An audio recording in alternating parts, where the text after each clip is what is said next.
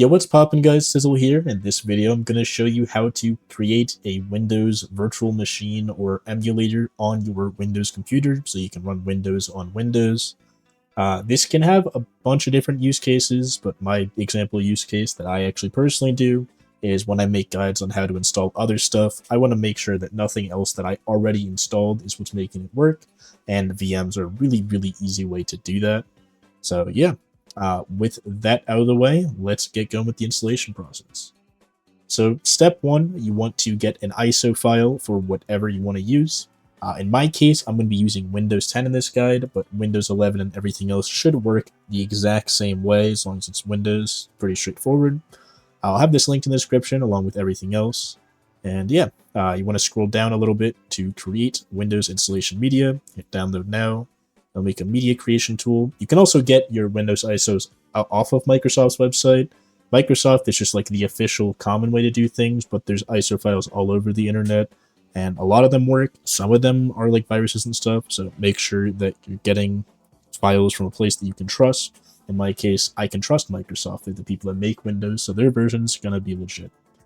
But yeah, from here, double-click media creation, hit yes, and this will take a little bit. This first bit, not like this specific step, but the whole process here can take anywhere from like 2 minutes to like an hour, depending on how good your PC and how good your Wi-Fi are. Just a fair warning, you might want to get some food ready, have like a nice video to watch on the side, because you can like watch a YouTube video or something while this is all going on. But yeah, read through the terms and conditions and accept it. If you deny it, you can't go any further than this. So yeah, you kind of have to accept it. From here, it'll do some more stuff. And where it says, what do you want to do? Hit create installation media. Notice that says ISO file. That is our end goal. Make sure that the language here selected is right. Generally, Windows 10 and 64-bit, or like Windows 11 and 64-bit, whatever you want to install, should work fine. From here, with which media to use, click ISO file and hit next. It'll then prompt you where to save it. I'm going to save it on my desktop. And yeah, this can take anywhere from, like I said, like 2 minutes, like an hour. And like it says, feel free to keep using your PC. You can do whatever you want in the meantime while it's working. I'm going to go fast forward and catch you guys when it's done.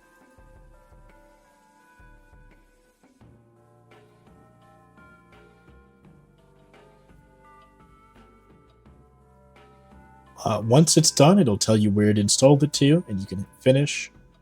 And then, yeah, you can see we got our Windows ISO.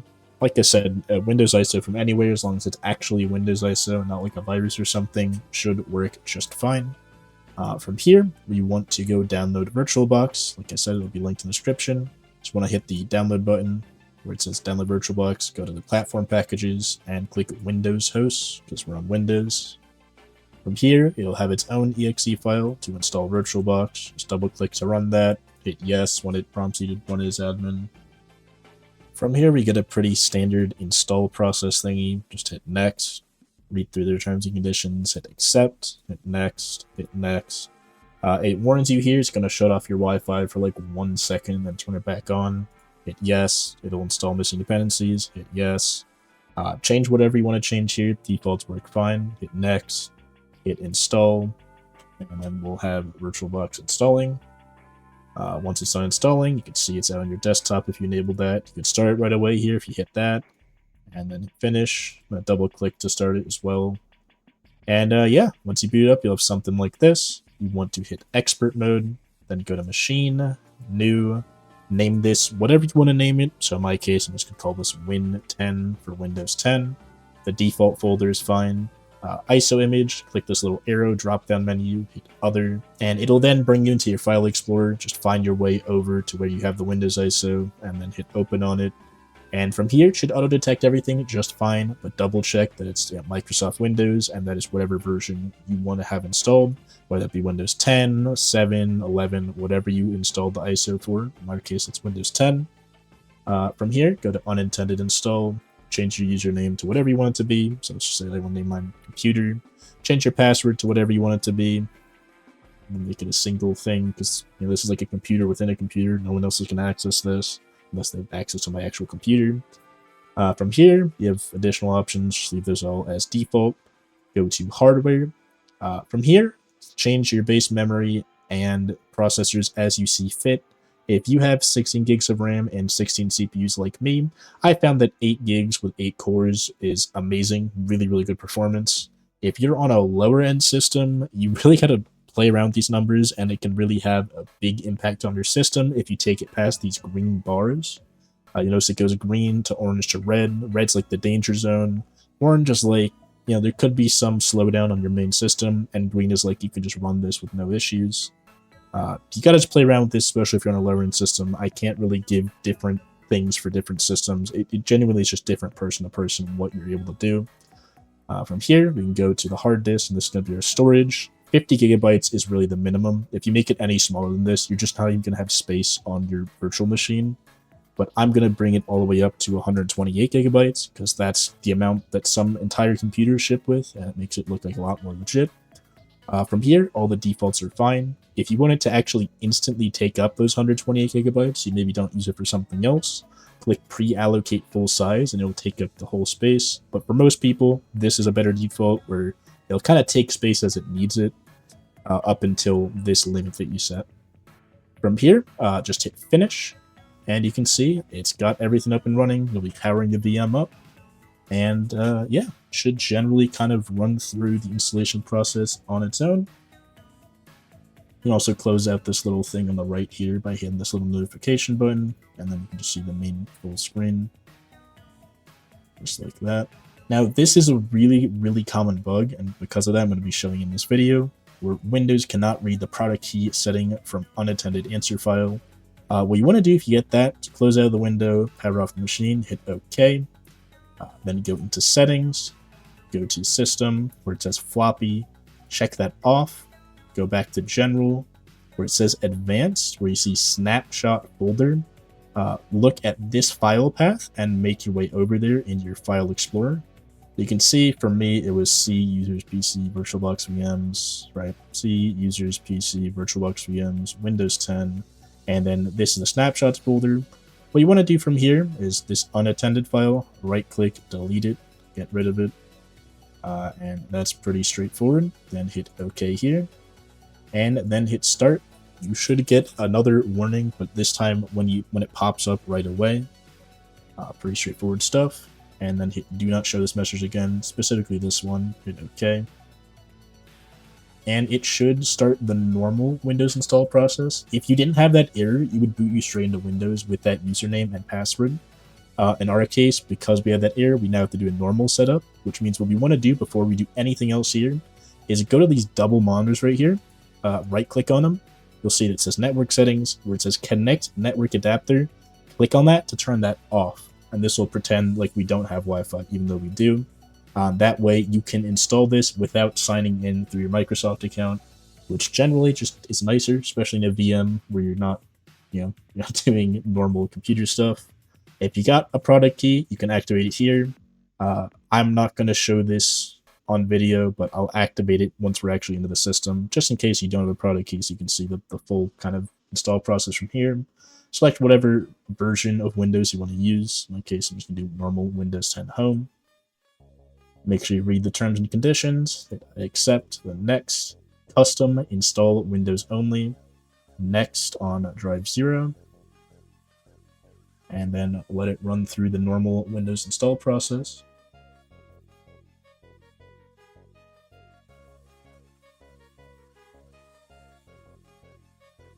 Once you get to the Cortana step, hit this little thing in the bottom left to disable the annoying Cortana voice.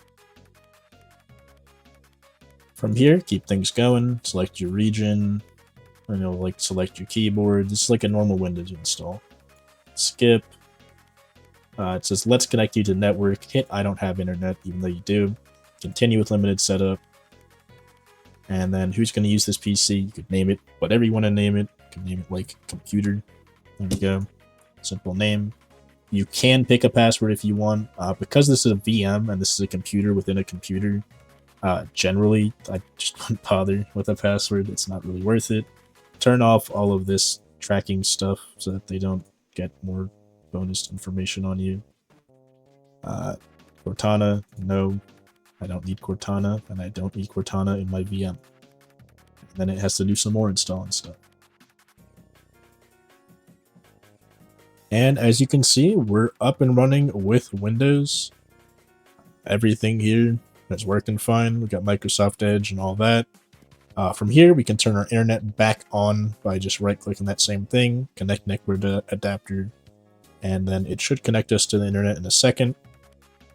You want your network to be discoverable other PCs. No.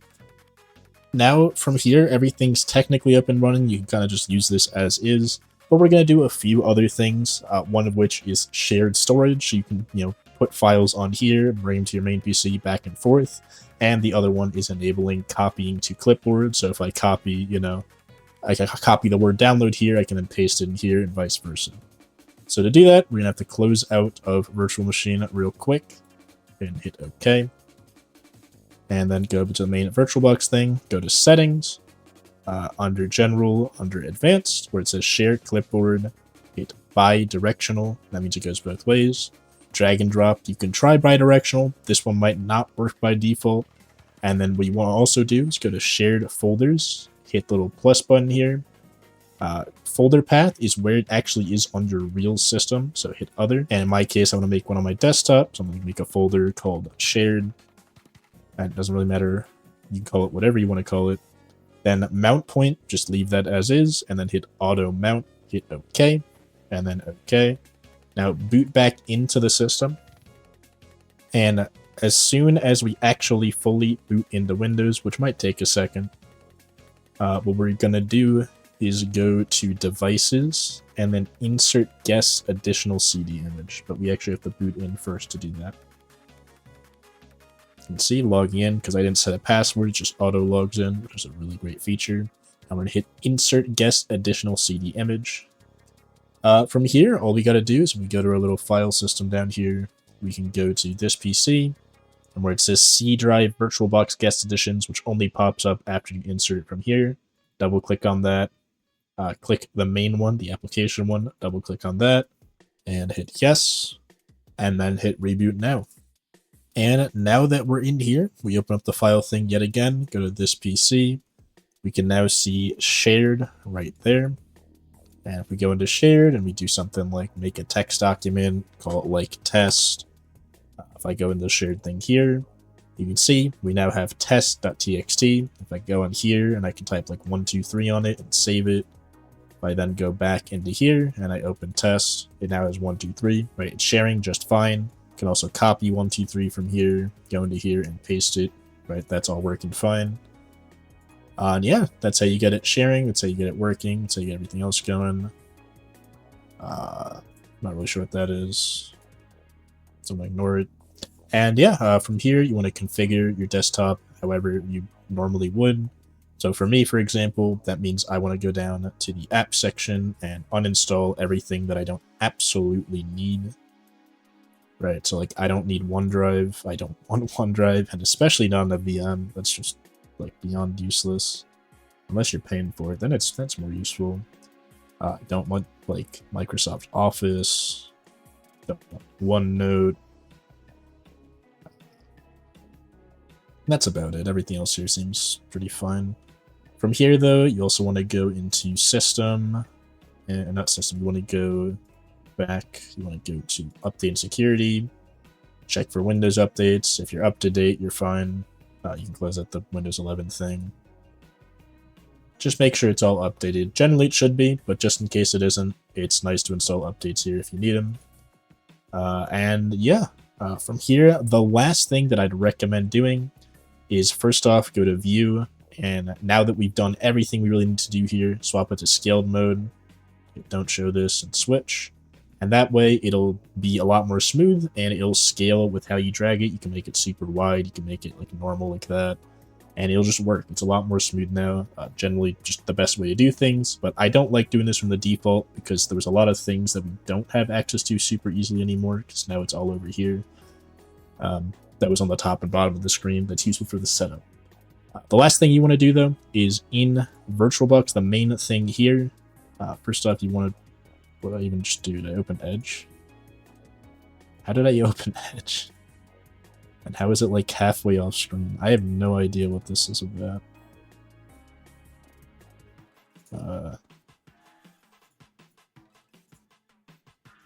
Continue without this data. Okay.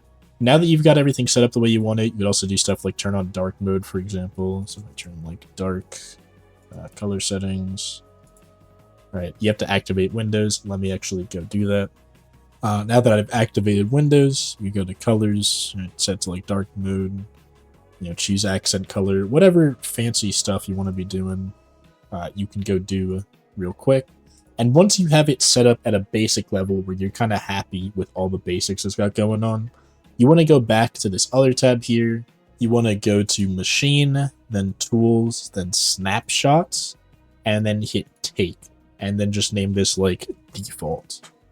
And now, if you ever change anything about this system once the snapshot's done, you can revert it at any point and go back to this. So for example, let's say you want to test out a virus or something. You install a virus to this virtual machine, you run it, have it run its course. If you just want to go back to normal Windows 10, you just find the snapshot and then hit restore, which I'll show off in a second, just a basic restoration. But it's one of like the best things about a virtual machine, and I feel like people using it should just know about that. If you don't, now you do. You can see, right, we got our default one at 4 a.m. because it is 4 a.m. Hit new text document. I'm just going to call this some gibberish. Click into this, some gibberish, save it, boom. And now if I close out of VirtualBox real quick, you can see I have restore current snapshot default. That's one of the options. But I can just power off the machine real quick. You can see just like that. There we go. And then you can go here and hit restore. And yeah, you don't want to create a snapshot of the current machine state if it's like a virus or something. Just hit restore. And now when I boot it up again, I just double click Win 10 here. You should see it won't have that text file out on the desktop, and it'll be back to its normal state. You can see restoring virtual machine. Might take a second, but it's way faster than setting everything up again. And yeah, you can see everything else like before. Like we have our dark mode, we have everything else we did. We're still in scale mode and all that. But we don't got that text file we just made. Any change you made, you can just revert real quick like that. And with that being said, let me know if you have any questions, comments, concerns in the comments below. I honestly can't promise that I'll answer anything that you write there, but hopefully other people that watch this video have the solutions to your problems. And with that being said, hope you guys have a great rest of your day, and enjoy yourself.